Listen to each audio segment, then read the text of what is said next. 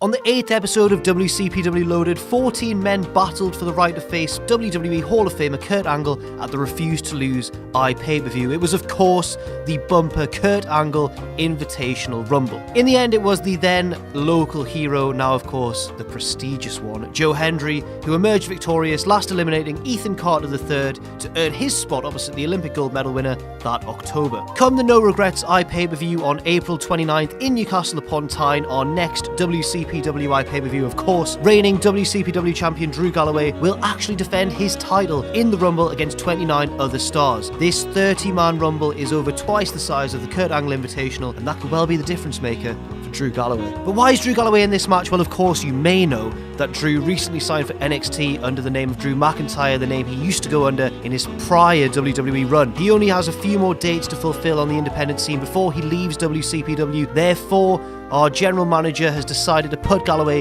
in the toughest title defense yet for any world champion in the company to date. The threats are huge for Drew, and even though he has Rumble experience in both WWE and WCPW, there's absolutely no guarantees that he will leave No Regrets with his title reign still intact, and our general manager, of course, has promised to resort to extreme measures should he do so. I'm Jack from WhatCulture.com, and these are 10 interesting facts you need to know about the WCPW No Regrets 30-man Royal Rumble. Number 10, apart from rules governing exactly how wrestlers are eliminated, which is by pinfall or over the top rope, there are actually no other rules. This could well come into play during No Regrets and make Drew Galloway's task even tougher because referees will be powerless to protect him from things such as weapons, chair shots, tables. Last time we saw Doug Williams brandish a copy of the Daily Mail newspaper. You know, if a monster like Primate was in the bout, for example, everyone else would be looking over their shoulders to see which implement of torture he would be using. There are just so many destructive guys on the WCPW roster, and Drew, to be fair to him, is one of them. He's fearsome enough without a weapon in his hand.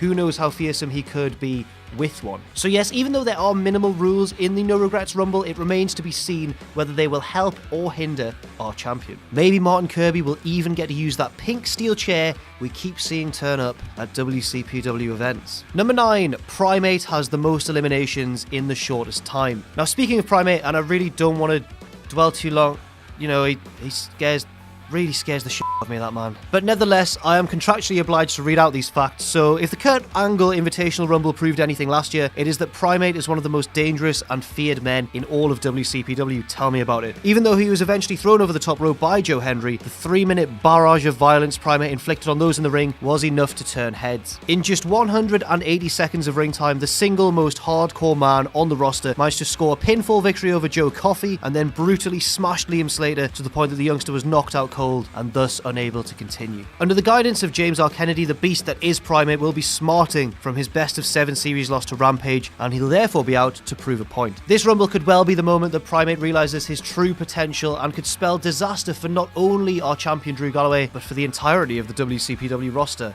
and of course, staff. Number 8, Joe Hendry has the most eliminations to date. Much has changed for Joe Hendry, local hero. Well, the prestigious one, Joe Hendry. Since he won that Kurt Angle Invitational Rumble, he is now, of course, a far more dastardly piece of work as the leader of the Prestige. Looking back to that Kurt Angle Invitational, the Edinburgh native could boast 3 eliminations. Not only did he hurl Primate and, of course, Ethan Carter III over the top rope, he also pinned Doug Williams earlier in the match. Although only 3 eliminations, it is still worth remembering that only 14 men were in the match, and despite the quite small scale, it is still relatively impressive. However, it is true that if Joe Hendry does want to capture that WCPW championship, he will have to eliminate a lot more than 3 men this time around, probably. Also, it might worth be taken into account the fact that the stakes are so important for Joe Hendry. Not only does everyone want to be WCPW champion on the roster, but it's especially personal for Joe. He's come so close on so many occasions, and it's the title that, in one way or another, has caused him to lose the respect of those that respected him the most. I'm talking about Joseph Connors and, of course, Kurt Angle. Number 7, beware of the ropes. It sounds pretty obvious to say in a Rumble match to avoid the ropes, but in our Rumble, of course, pinfalls counted as well. Despite this, the vast majority of eliminations came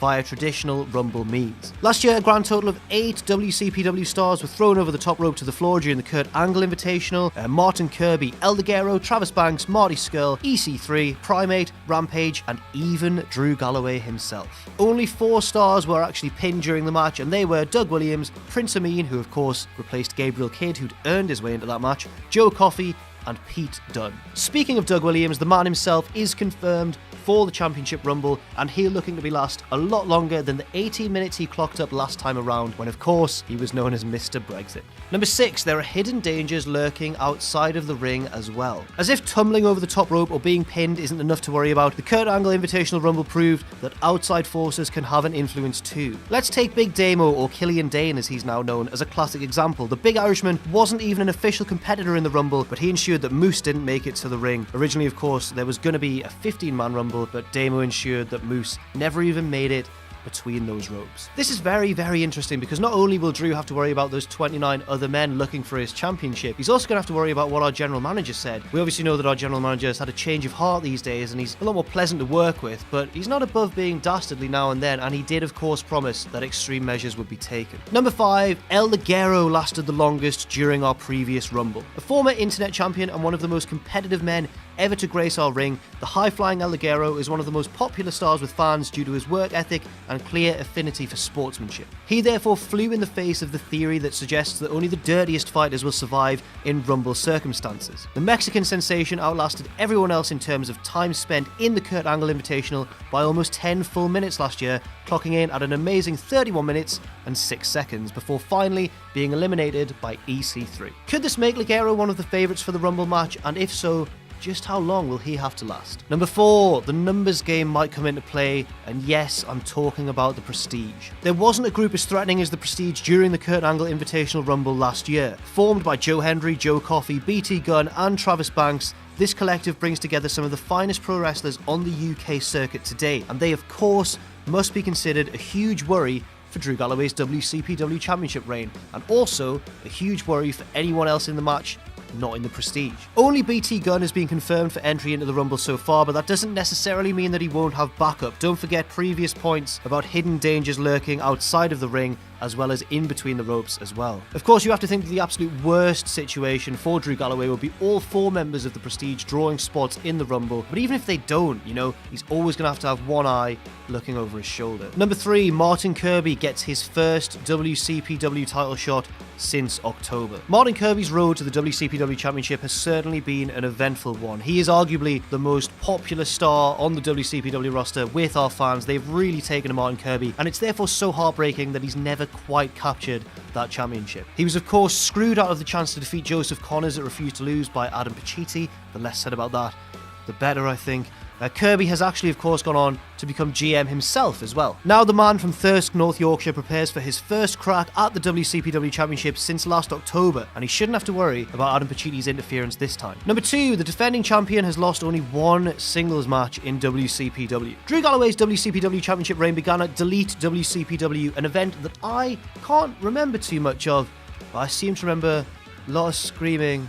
I woke up in the middle of the night after, and I don't know what happened. Anyway, sorry about that. Galloway won a 3-way steel cage match in the main event against Joe Hendry and the former champion Joseph Connors. The dominant Galloway has taken on all comers since. No one should forget the fact that Drew has only lost one singles bout during his entire time in WCPW, and that of course brought on a horrific neck injury suffered via a righteous killer DDT by Joseph Connors. Ever since then, the Scot has been undefeated in singles action, boasting wins against competitors as diverse as Moose, Ricochet, Bully Ray, Joe Hendry, Will Ospreay, Rampage, and many others as well. Number 1, former WWE Royal Rumble winners could enter this match. Now, No Regrets doesn't just see the best of WCPW's regular roster, it also has 2 very special guests in the forms of Alberto El Patron, who we've of course welcomed back before, and Rey Mysterio making his WCPW debut. El Patron will of course be looking to hunt down the Prestige as he takes on Joe Coffey, while Rey Mysterio will be looking to put on a showcase and hopefully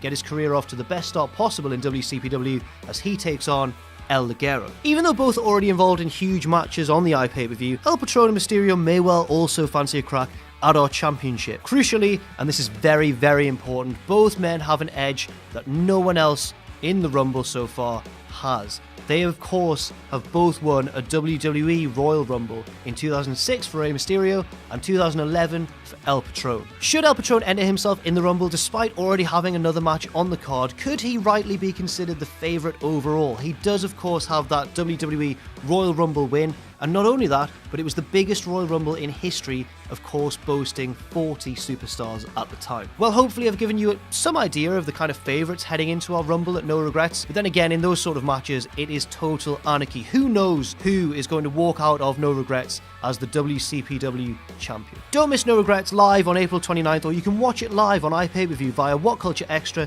or via Fight TV. And all that's left to say is that I've been Jack from WhatCulture.com. Thank you very much for listening, and I'll see you soon. No!